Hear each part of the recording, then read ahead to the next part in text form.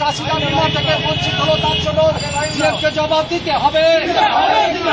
তার জন্য বীমা থেকে চাষিরা বঞ্চিত হলো, তার জন্য ডিএমকে জবাব দিতে হবে। ক্ষতিগ্রস্ত আলু চাষিদের বীমার টাকা দিতে হবে।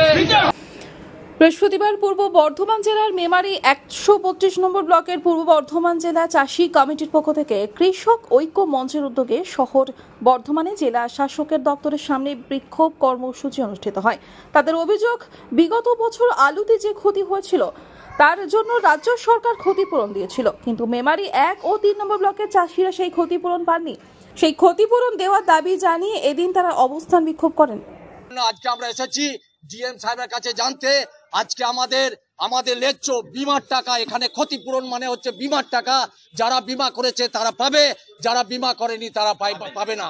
সেই জন্য আমাদের এই সরকারকে হেনস্থা করার জন্য যারা আধিকারিক আছেন তারা আজকে আমাদের এই কয়েকটা অঞ্চলকে বঞ্চিত করেছে, তার জন্য আজকে আমরা এসেছি।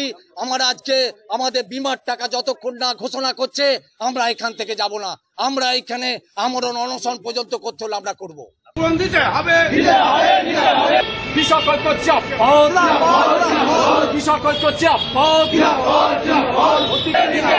ক্ষতিগ্রস্ত আলু চাষিদের বীমা থেকে কেন?